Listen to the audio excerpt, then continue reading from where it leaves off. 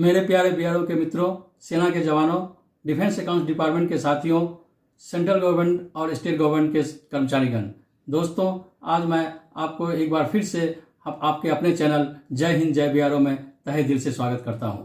दोस्तों, आज हम पर्सनल क्लेम्स के ऊपर चर्चा करेंगे। दोस्तों, पर्सनल क्लेम्स कई प्रकार के होते हैं, जिनमें मुख्य है टेम्पोररी टीएडीए क्लेम्स। तो दोस्तों, आइए हम इसको चार्ट के द्वारा समझने की कोशिश करेंगे। तो हम सभी को अपने सर्विस के दौरान टेम्पोररी ड्यूटी से गुजरना ही पड़ता है। दोस्तों, मैं अपने ऑफिस में हजारों की संख्या में डेली पर्सनल क्लेम्स रिसीव करता हूं और ऑडिट करने के पश्चात उसे पास करता हूं। लेकिन क्लेम्स देखने के पश्चात यह मालूम पड़ता है कि लोगों को टेम्पोररी ड्यूटी तथा उसके क्लेम के संबंध में बहुत ही कम जानकारी है या आधी अधूरी जानकारी है, और इसके कारण आपका क्लेम डिसला हो जाता है या कम पास होता है। दोस्तों, मैं इस कार्य में पिछले कई सालों से काम कर रहा हूं और काफ़ी लोगों के आग्रह पर मैं यह वीडियो बना रहा हूं ताकि आपको सही जानकारी मिले और सटीक जानकारी मिले। दोस्तों, मैं यहां हर चीज़ को आपको एक चार्ट के द्वारा समझाने की कोशिश कर रहा हूं। यह चार्ट दोस्तों मैंने अपने काफ़ी एक्सपीरियंस के आधार पर बनाने की कोशिश किया हूं ताकि आपको अच्छी से अच्छी जानकारी मिले। दोस्तों, यहाँ मैंने सारे टेम्पोररी ड्यूटी से संबंधित नियम को एक ही स्थान पर लाने की कोशिश किया हूँ, यानी ये एक कंप्लीट टेम्पोररी टीएडीए पैकेज है। दोस्तों, इस वीडियो को देखने और सुनने के पश्चात टेम्पोररी टीएडीए से संबंधित सारी जानकारी मिल जाएगी और आपको कोई डाउट भी नहीं रहेगा और आपको किसी से पूछने की जरूरत भी नहीं पड़ेगी। दोस्तों, इस वीडियो को आप 1 से 2 बार शुरू से अंत तक देखिए और सुनिए। तो दोस्तों, अब हम टेम्पोररी ड्यूटी यानी टीएडीए के इंटाइटल के बारे में चर्चा करेंगे।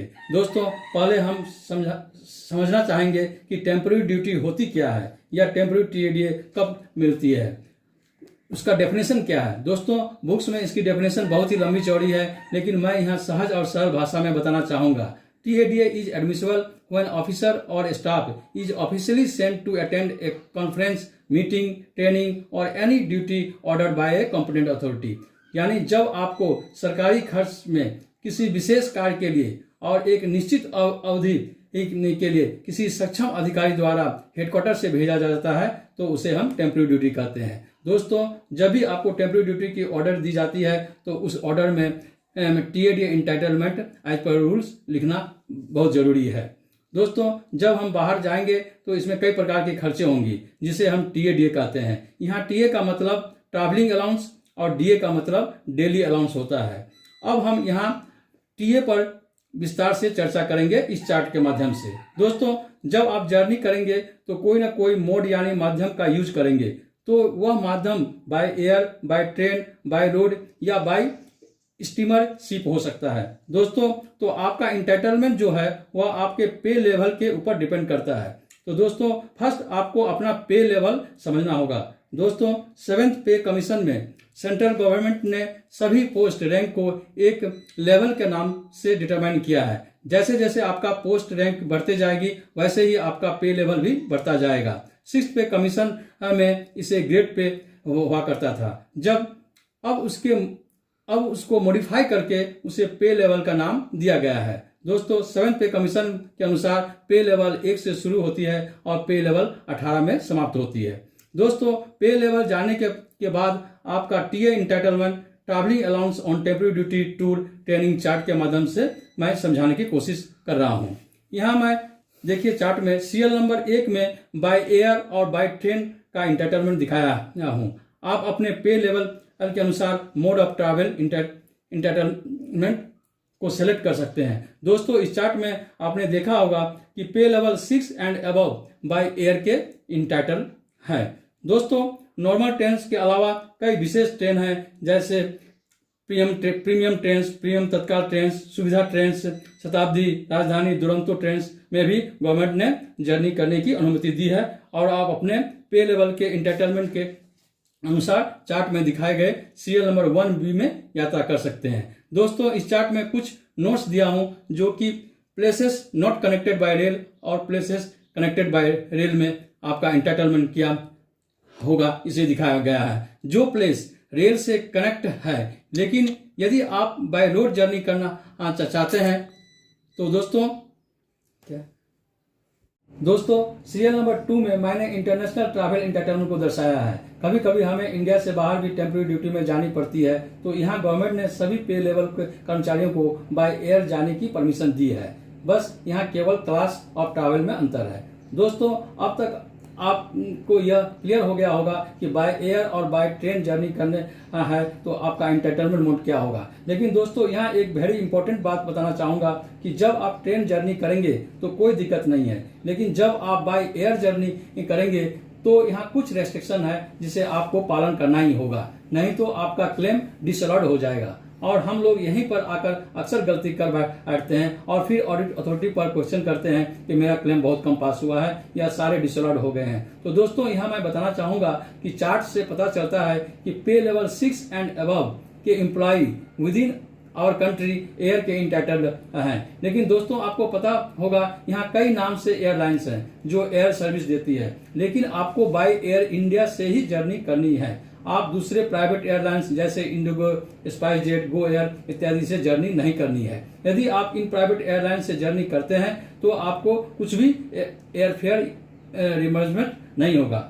दूसरे दोस्तों एयर इंडिया की टिकट बुकिंग भी आपको केवल 4 ऑथोराइज साइट से ही करनी होगी, और वे साइट्स हैं, पहला आप एयर इंडिया के बुकिंग काउंटर से सीधे अपना टिकट बुक करा सकते हैं या एयर इंडिया के वेबसाइट में जाकर अपना एयर टिकट बुक करा सकते हैं। दूसरा IRCTC, तीसरा बालमेर लॉरी एंड कंपनी, और चौथा अशोक ट्रैवल्स एंड टूर्स। इसके सिवाय आपको कोई दूसरे साइट्स जैसे उड़चलो, यात्रा.com, मेक माई ट्रिप इत्यादि से एयर इंडिया के टिकट बुकिंग मत कीजिए, नहीं तो एयर इंडिया से ट्रैवल करने के बाद भी आपको एयर टिकट की रिमर्समेंट नहीं होगी। इसमें गवर्नमेंट ने किसी प्रकार की छूट नहीं दी है। लेकिन जो एम्प्लॉय पे लेवल 5 एंड बिलो है, जो कि एयर इंटाइटल नहीं है, वे लोग कोई भी एयरलाइन से जैसे एयर इंडिया या प्राइवेट एयरलाइन से भी जो भी उसकी सुविधा हो वो जर्नी कर सकते हैं, लेकिन उनका फेयर का रेस्ट्रिक्शन उनके नॉर्मल ट्रेन के इंटाइटलमेंट के अनुसार किया जाएगा। दोस्तों कई लोग प्रश्न करते हैं कि क्या वे हेलीकॉप्टर से जर्नी कर सकते हैं और उसका रिम्बर्समेंट होगा।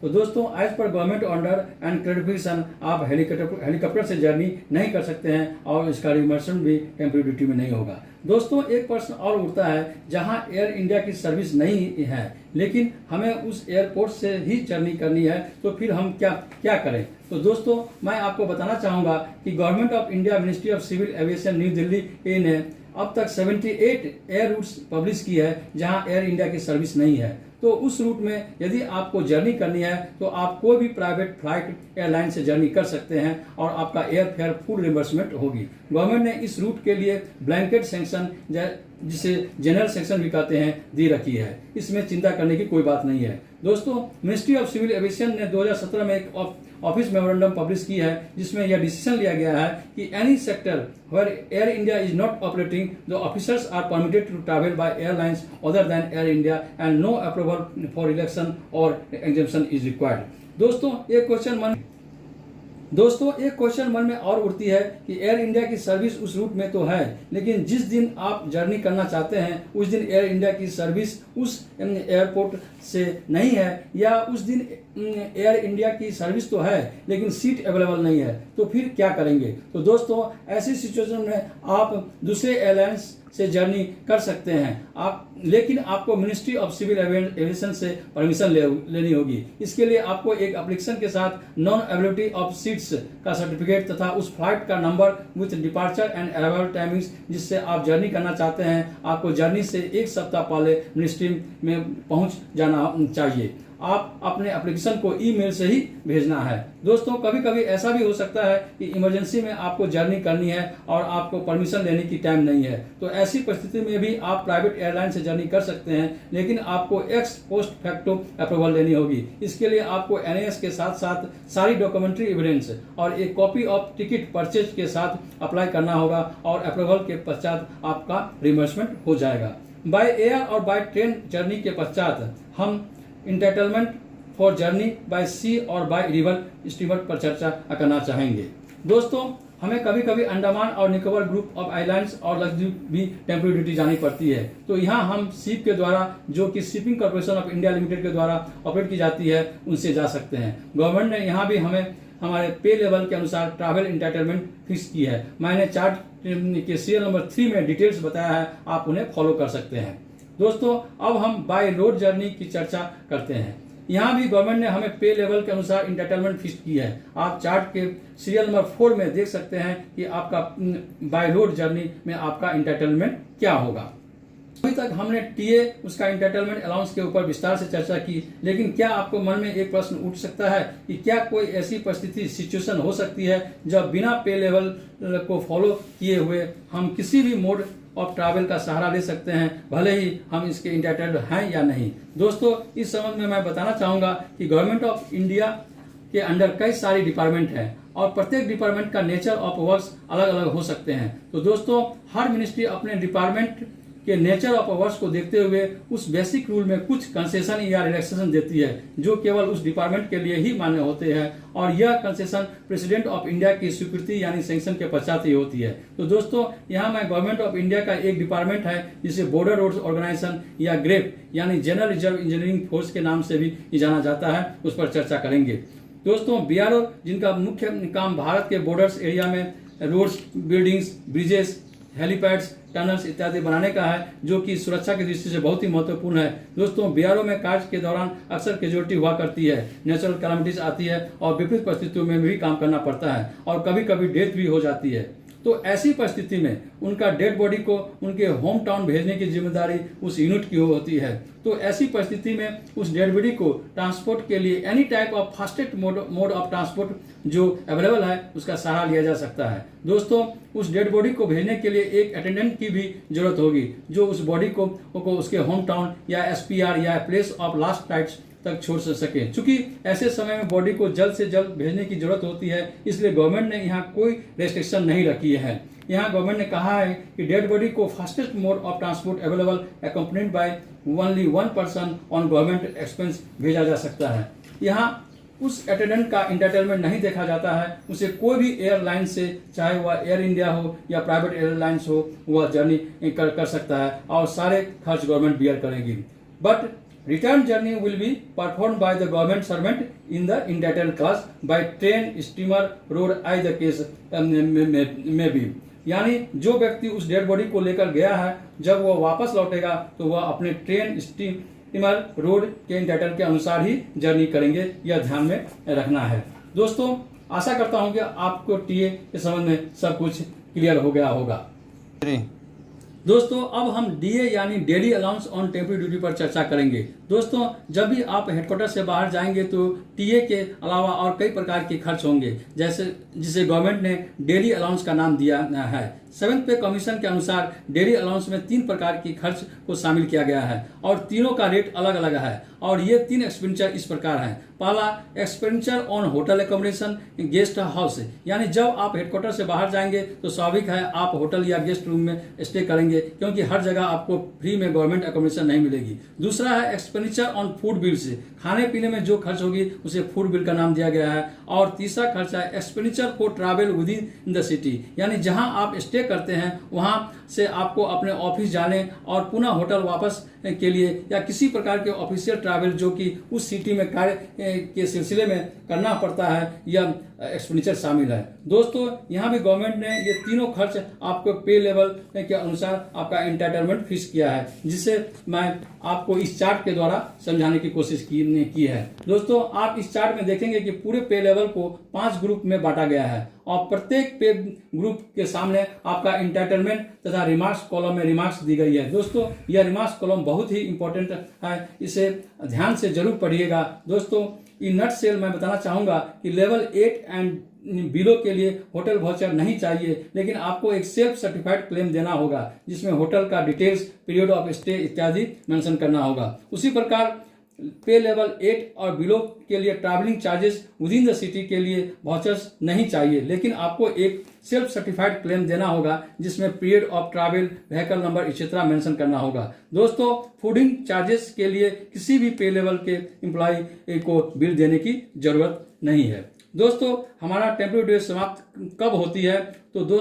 तो जब हम अपने हेडक्वार्टर पुनः वापस लौट आते हैं तब हमारा टेम्परेरी ड्यूटी समाप्त समझी जाती है। दोस्तों यहाँ हमारी टीएडी की चैप्टर समाप्त होती है, लेकिन इसके अलावा कुछ नोट करने की बात है जो इस प्रकार है। पहला, time limit for submission of travelling allowance claim. दोस्तों आप अपना क्लेम 60 डेज के अंदर आपको सबमिट करना है, वरना यह आपका क्लेम टाइम बार हो जाएगा। दोस्तों मैं आशा करता हूं कि इस वीडियो को देखने और सुनने के पश्चात टेम्परेरी ड्यूटी से संबंधित सारी जानकारी मिल गई होगी। फिर भी किसी को कोई डाउट या प्रश्न है तो आप हमारे कमेंट्स बॉक्स में आकर अपना प्रश्न कीजिए, मैं सारी डाउट को अथॉरिटी के साथ क्लियर करूंगा। अंत में दोस्तों इस वीडियो को बनाने में बहुत ही मेहनत और समय लगता है, मैं भी बहुत बिजी रहता हूं। यदि आपको इस वीडियो के माध्यम से थोड़ी भी जानकारी मिली हो तो इस चैनल को सब्सक्राइब कीजिए, ताकि मेरा मोटिवेशन बना रहे और आने वाले दिनों में सभी प्रकार के पर्सनल क्लेम्स के संबंध में अच्छा से अच्छा वीडियो बना सकूं और एक ही प्लेटफॉर्म की तरह सारी जानकारी दे सकूं। धन्यवाद। जय हिंद, जय BRO।